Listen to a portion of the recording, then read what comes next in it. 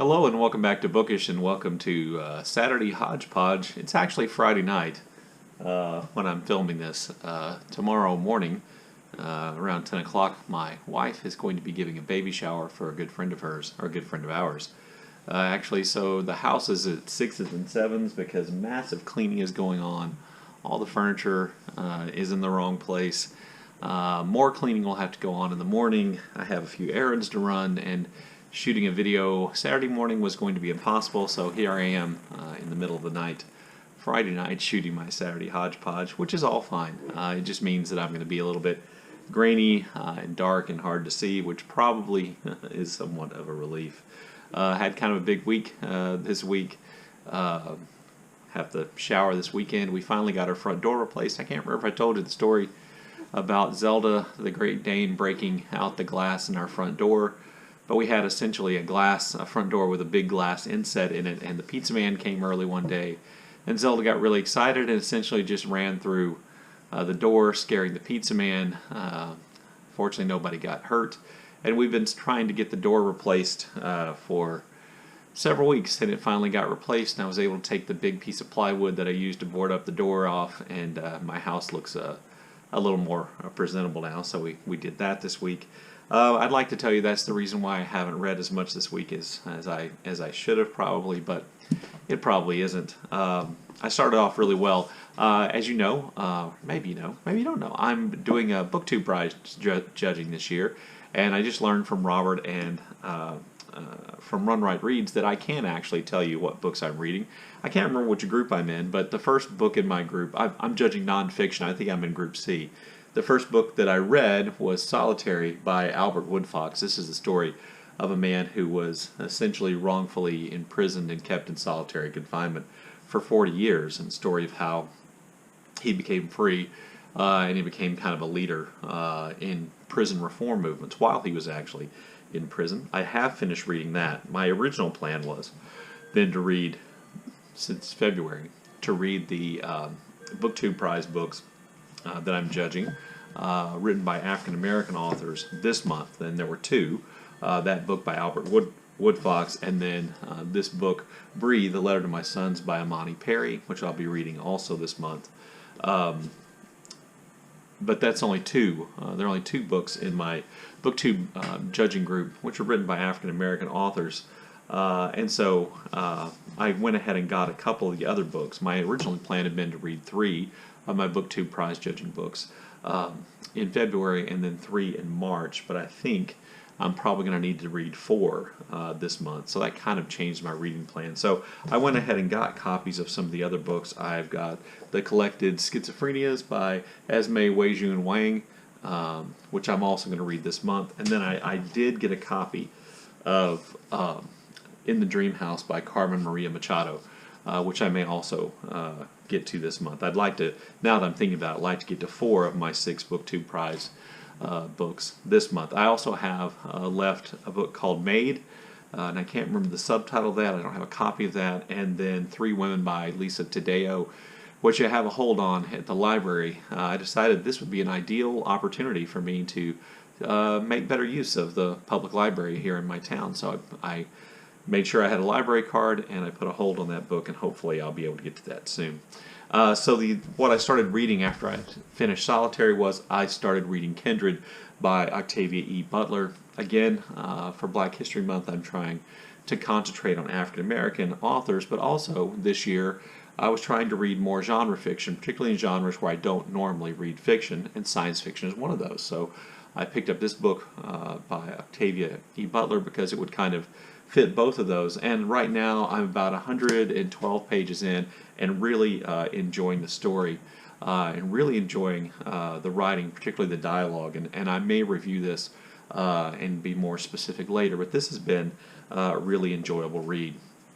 So last week I attempted to add, I guess, to stir up more book world controversy about the novel American Dirt and the controversy surrounding it, and I got a great discussion in the comment section about that. I enjoyed that thoroughly and enjoyed hearing everybody's opinion. One of the other things I want to do in this video is I kind of want to shout out what I thought were some really great videos that were done this week by some booktubers, and I have to start with Alba from Seriela's video about this, which I'll leave a link to in the links below. Alba Mar is just an incredible person who we are so lucky to get to hear from here on BookTube. She lives in Puerto Rico. She had lived and worked in New York, I believe, and she is, I'm just going to call her a badass because that's what I think she is. And her opinions about this were made very clearly. And the great thing about the video is not only get her opinion, but she left links to a lot of information, which would help kind of give you background information about why American Dirt has been really controversial in the Hispanic community. And I listened to the NPR, I read the review, I looked at the Texas Observer article about it, and I read over that. And what I've come to the conclusion of is something that, is different where I was last week. Last week I wasn't sure that the actual controversy was about what I'm just going to label as appropriation. The author of American Dirt is a white female writer, but she writes about essentially a Mexican mother and her child escaping as refugees across the southern border into the United States. And while it appears, I haven't read the book, but it appears from reviews that this is really more of kind of a thriller, a fast-paced thriller, than a serious look at social problems and the tragedy going on along the border.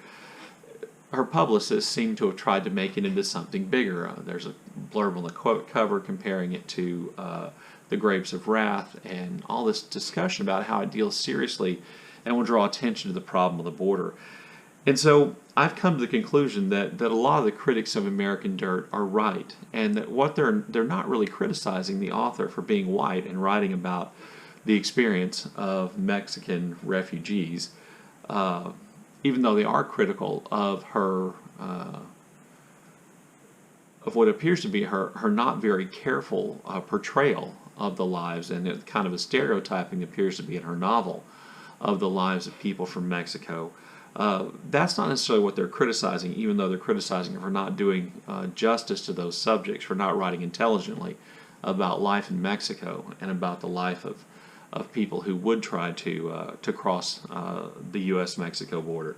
But in addition to that, one of their criticisms has to do with the fact, and again, I haven't read American Dirt, but at the end of the book, the author leaves an afterword in which she essentially says, she herself says that she wishes a browner writer had written this book and not her.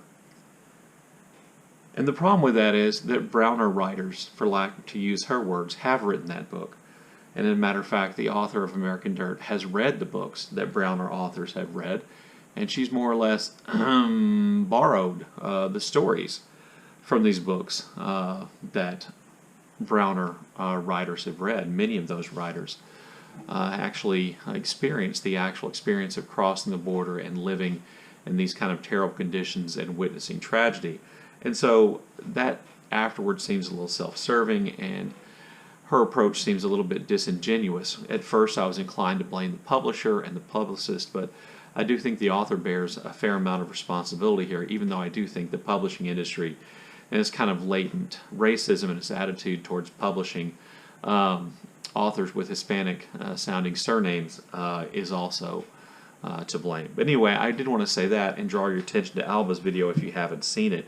I did mention I was doing the BookTube prize, and so I wanted to also kind of shout out a video by Jennie Johnston. She's a Canadian booktuber, and she has a video about where she's essentially just vlogging her experience as a BookTube prize judge, which I thought was a really good idea. Particularly since, I went into BookTube prize judging just kind of basing my idea about what it'd be like based on other people whose channels I followed, and just kind of gradually kind of picking up on how it works. But Jennie's done a great job of kind of setting up the beginning part of that process, and so I think that's a great video and definitely one to watch. Bear from Bear Reads Books did a review of Miss Everesto, I forgot her first name's book, Girl, Woman, Other. He did a great review of that, I thought, on his channel, so I'll leave a link to that down below. I also wanted to draw attention to Artisan Geek's video in which she does a really incredible takedown on the Barnes & Noble, I think they called them diversity covers, in which they essentially took classics and they made covers depicting these classics like, I think Romeo and Juliet and others with African American portraits on the cover, which she does a great job explaining exactly what's wrong with that and how wrong-headed that was. I'll leave a link to her video down below also. And then I also wanted to leave a link and give a little shout-out to Jason from Byways and Bookland's video, in which he talks about the influence BookTube has had on him, and how sometimes how he found himself thinking while he was out book shopping and thinking about buying a book, would this be a good book to show on BookTube? And he asked the question of himself, should I be buying books just to show on BookTube? And I thought that was a really interesting discussion, because I've been kind of struggling with the idea of BookTube influencing me in ways in which I didn't think it would. I will say I think we all start our BookTube channels, and we all have ideas about what we're going to do. My channel, I was just really going to do book reviews. That's what I wanted to do. I was going to do book reviews and discussions of serious literature, and I was going to avoid genre fiction, and I had no plans to do tags or anything like that. That wasn't what I was interested in. And I had a series about book love and about the physical aspects of books I loved. And I want to do a series about American World War I fiction, which I did. But the community here is so welcoming that it's hard to avoid getting involved with the community and doing community things like read-alongs and tags, which are just so much fun. And I've said many times that one great reason why I like to do tags is because tags is one of the ways in which we find one another. We find one another through these tags that we do, and you find out about channels you hadn't heard of when other people tag them, or when they make comments on your videos, and those things are really fun. And you end up, I think, or at least I did, maybe not everybody does, you end up doing having a slightly different channel than you want. And then because the community is so welcoming, you begin to see your subscriber numbers go up, and you begin to see your view numbers go up, and this can become, I think, intoxicating. At least it has, for me, and it always gives me pause, and I try to think about, why this matters to me, and if I should continue to do things to try to build those numbers. Is that what I want from a BookTube channel, to have a really big audience? Do I care about subscribers and watch minutes and view counts and stuff like that?